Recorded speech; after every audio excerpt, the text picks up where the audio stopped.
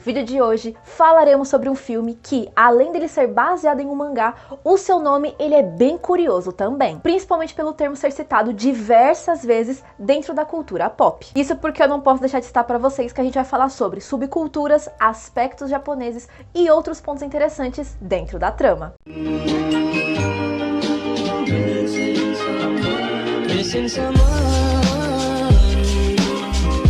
Olá, eu sou a Bianca Matos, aqui do Vídeo Insônia, e aqui no meu canal eu gosto de falar sobre filmes e às vezes sobre jogos bem peculiares. Eu gosto de falar sobre paleta de cor, narrativa, enquadramento e tudo mais. E se você gostou, já deixa o gostei aqui embaixo, se inscreva e ative o sininho para as notificações, porque isso ajuda muito no crescimento do canal. Helter Skelter é um filme japonês de drama e thriller lançado em 2012, em que foi dirigido pela Mika Nikagawa, responsável também por Sakuran, de 2006, e Diner, de 2019, em que o nosso enredo de hoje ele começa com a supermodelo Ririko Hirokoma, interpretada pela Erika Sawajiri, em que pelo seu cargo dentro da indústria da moda, já sabemos que ela é muito influente no Japão, estampando capas de revistas e comerciais de televisão, sem contar nas adolescentes que se espelham no seu estilo e no seu corpo. No entanto, descobrimos logo no início que o seu corpo não foi sempre assim ou se tornou assim da noite para o dia. Isso porque Ririko submete-se a inúmeras cirurgias, tanto no seu corpo como no seu rosto. E mesmo alcançando a perfeição a partir do seu ponto de vista, mesmo que seja temporariamente, nunca está bom. Sempre há algo para aprimorar.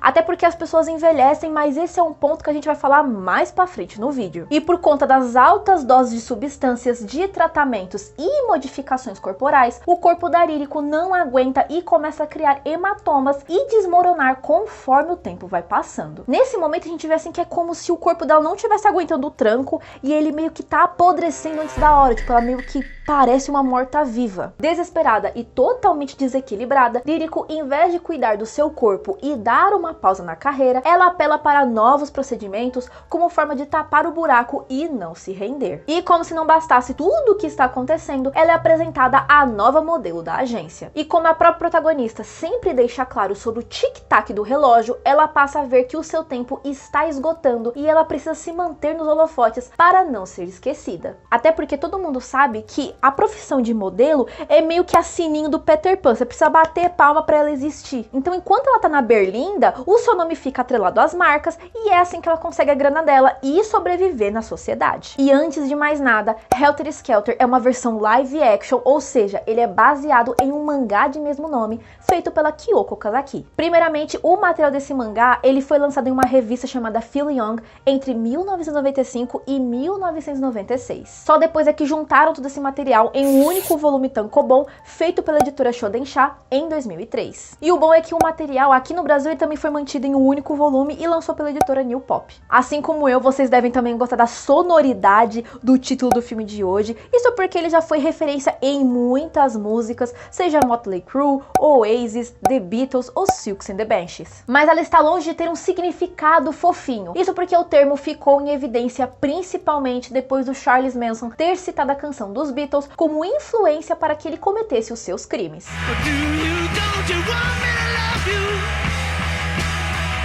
Logo, Helter Skelter pode ter vários significados como confusão, algazarra ou desorganização. E o que isso tem a ver com o filme de hoje, Bianca? Calma que a gente vai chegar lá. E pra gente entender as referências que a diretora traz dentro do filme, a gente precisa voltar um pouquinho no assunto e discutir principalmente sobre a indústria da moda japonesa. Com o decorrer do enredo, a gente percebe que a nossa protagonista ela é literalmente uma it girl. Ou seja, é um conceito que vai além da beleza e do estilo, chegando até na forma de andar ou pensar. São mulheres que, mesmo sem querer, despertam o interesse das pessoas e elas passam a ser um centro das atenções. E não é a primeira vez que a gente vê uma personagem feminina desse tipo, representada dessa forma no cinema, como por exemplo Bonequinha de Luxo de 1961 e Lady Bird de 2017. Então sempre é uma coisa a gente ver uma personagem mulher e a gente se espelhar no jeito, é aquela coisa a gente entrar no cinema, assistir o filme e sair com outra personalidade. Logo vemos que Ririko, ela traz muitas referências dentro do seu estilo, só que ela acaba acaba deixando mais em evidência a subcultura Gyaru, que é popular por trazer looks rebeldes que vão contra os padrões de beleza populares do Japão, com cabelos grandes e pele bronzeada. Mas em contrapartida, vemos que é como se Ririko fosse uma personagem, pois ela, ao mesmo tempo que é de um jeito nos ensaios, vemos que na sua vida pessoal ela é uma mulher sensual e narcisista, que foge daquela estética perfeita como é retratada nas capas de revista. Então é assim, gente, por mais que a gente veja a moda Gyaru, você fala, nossa,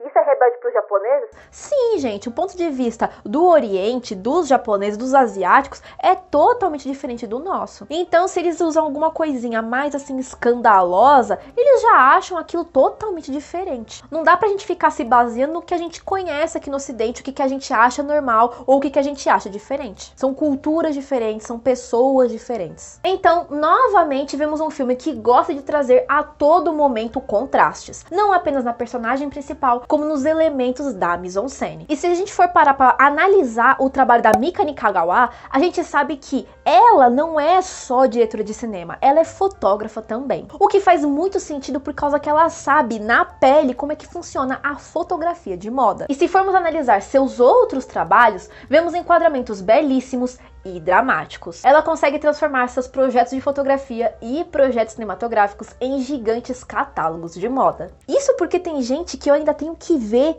e ouvir falar que fotografia não é arte. Gente, pelo amor de Deus. Daí vemos que toda a estética do maximalismo na mise-en-scène faz muito sentido com o título do filme, em ser uma verdadeira confusão ou um caos visual. De tão bonito e colorido, cheio de informações, acaba se tornando cansativo ao telespectador de acompanhar tudo e tentar compreender o que se passa dentro da cabeça da Ririko. Sem contar que, além desses elementos dentro da mise-en-scène, a gente vê também que as falas dentro do roteiro, elas são muito reflexivas e falam muito sobre o ponto de vista psicológico da protagonista. Como, por exemplo, no momento em que o detetive Makoto Asada, interpretado pelo Nao Mori, ele cita que a beleza é diferente da felicidade. Por mais que isso seja óbvio, devemos lembrar que as palavras não são sinônimas. E digo isso pois ainda existe a crença de que se uma pessoa possui a beleza, ela não precisa de mais nada na vida. E vemos que Ririko está longe disso, assim como qualquer outra modelo dentro do filme, que nunca está satisfeita com o que possui, permanecendo na cobrança exaustiva da perfeição, em contraste com os sorrisos e alegria que apresenta aos fotógrafos. E depois dessa frase, a gente lembra de uma frase dita pela Ririko lá na introdução do filme, que rir soa muito como gritar. E realmente, se formos parar para lembrar da sonoridade de uma risada histérica, aquela que tira o ar da pessoa, parece muito com um grito de desespero, em que podemos mais uma vez ter a conclusão que podemos ser enganados pelo que vemos. Ou seja, nem tudo que é mostrado pra gente necessariamente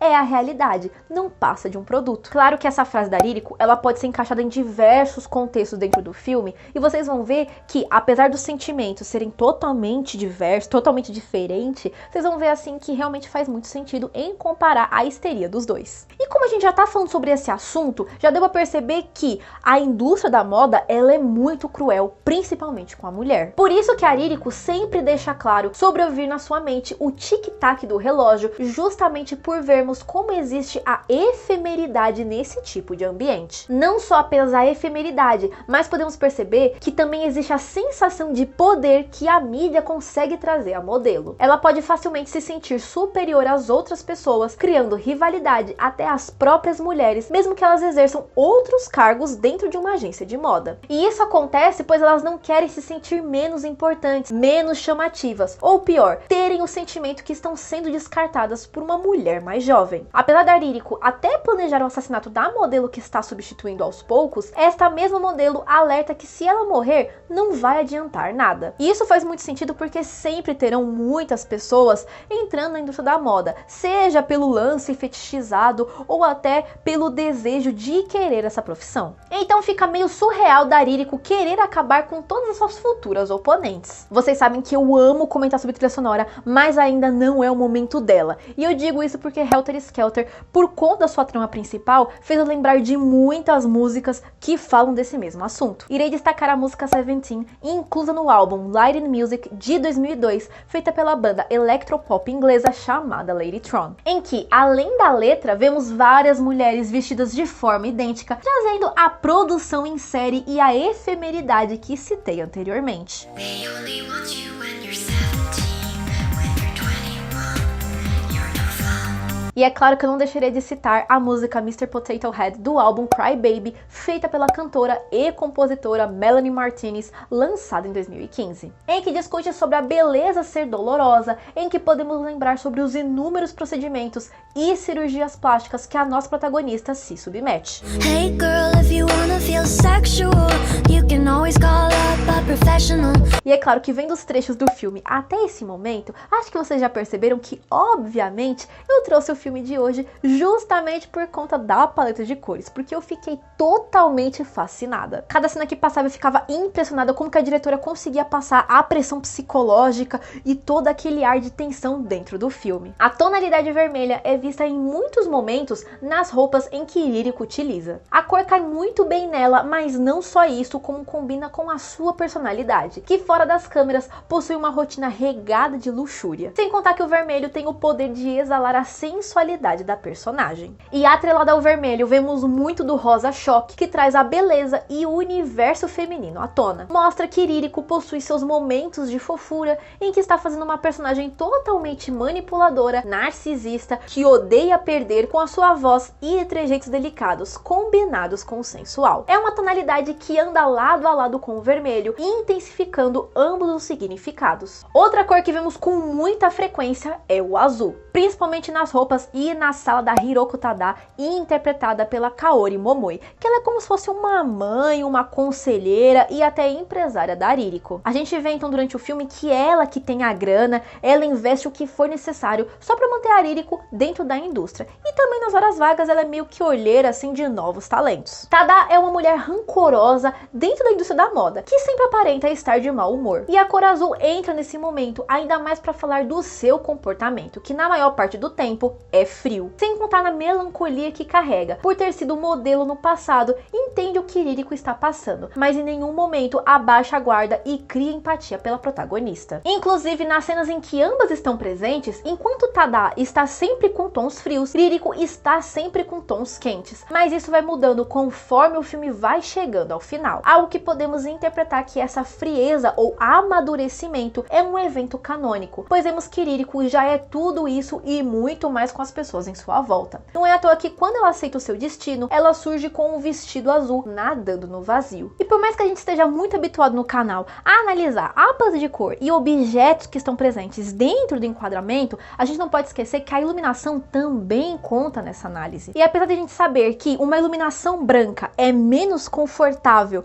do que uma iluminação amarela, no caso do filme de hoje, essa cor tá muito longe de querer passar o conforto pro telespectador. Apesar de ser uma cor alegre, o amarelo ele passa a sensação de sufocamento, solidão dos personagens e até ausência de sentimentos, como se estivesse totalmente anestesiado de sentir algo, ou até mesmo exilados de ter uma vida ordinária e desfrutar de algo como as pessoas comuns. E eu vejo que essa iluminação amarelada ela é muito recorrente, principalmente dentro do cinema asiático, como a gente pode ver nas produções do Wong Kar-wai. Então a gente vê que esses mesmos aspectos e características são repetidas dentro de Helter Skelter. E como vocês já perceberam que esse filme ele tá falando sobre muita da estética japonesa, é claro que eu precisava trazer mais coisa para explicar para vocês verem que a interpretação do Oriente é totalmente diferente do Ocidente. E depois de todos esses conflitos e problemas dentro do enredo, a gente vê que a Ririko ela passa a alucinar com borboletas. E por mais que esse inseto ele seja delicado e bonito para algumas pessoas,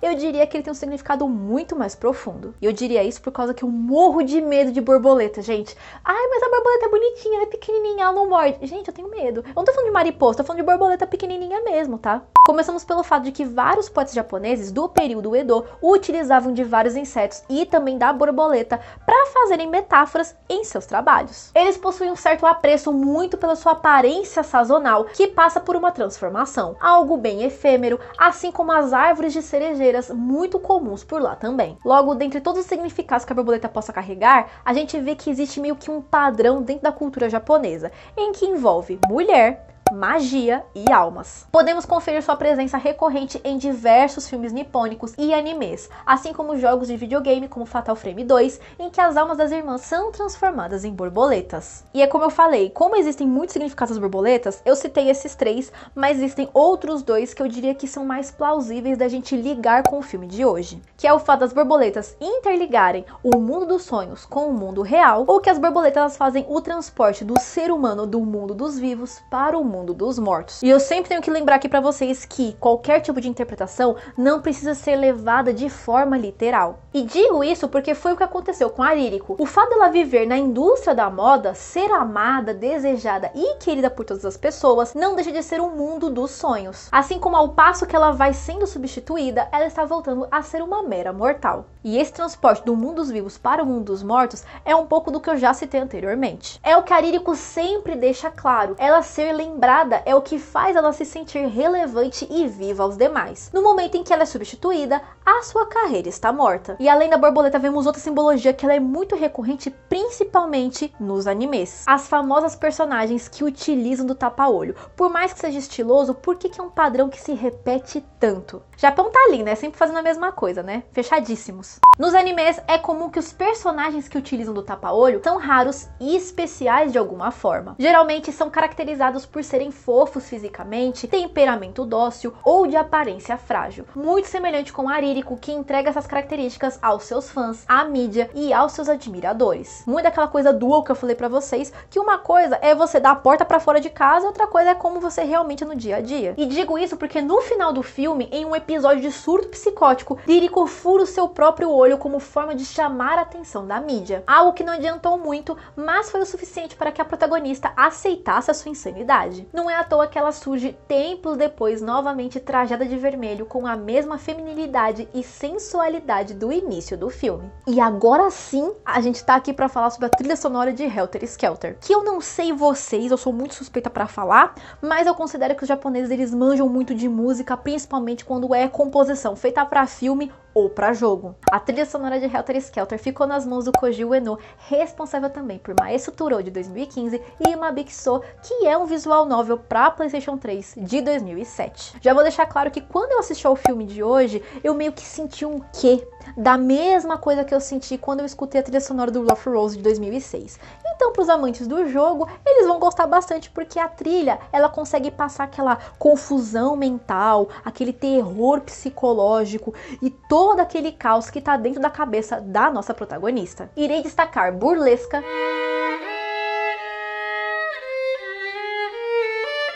seguida de Abuser,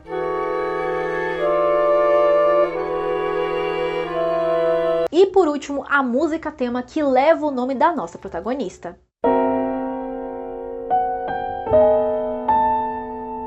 Eu percebi escrevendo o roteiro de hoje que Helter Skelter é um filme realmente meio desconhecido, porque eu ralei muito para conseguir um mínimo de migalha de informação para trazer para vocês. O filme ganhou um prêmio de excelência durante o Japan Media Arts Festival, patrocinado pelo governo nipônico em 2004. Já o mangá ganhou o grande prêmio durante o Prêmio Cultural Osamu Tezuka de 2004. E o filme que indicarei hoje é O Demônio de Neon, o longa dano franco-estadunidense, lançado em 2016, em que foi dirigido pelo Nicholas Winding Refn, responsável também por Drive de 2011 e Pusher de 1996. E eu vou falar pra vocês que eu pensei na indicação de hoje assim que eu tava assistindo ao filme de hoje, porque ambos falam sobre a indústria da moda. A gente vê que a fórmula do filme ela é repetida em ambos sobre como a indústria ela pode ser muito cruel e virar o psicológico de qualquer pessoa do avesso. Sem contar que na indicação de hoje existem muitas interpretações e simbologias dentro da trama e os enquadramentos são muito bonitos, parecem também catálogos de moda. Jessie é uma jovem de 16 anos que acaba de chegar a Los Angeles. Dona de uma beleza natural, ela tenta a sorte como modelo. Após tirar algumas fotos mórbidas para um jovem fotógrafo,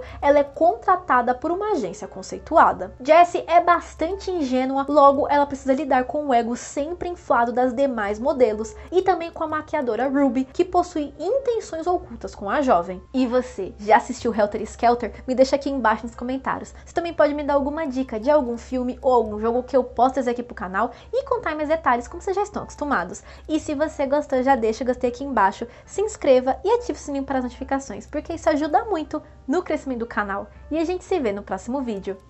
Beijinhos!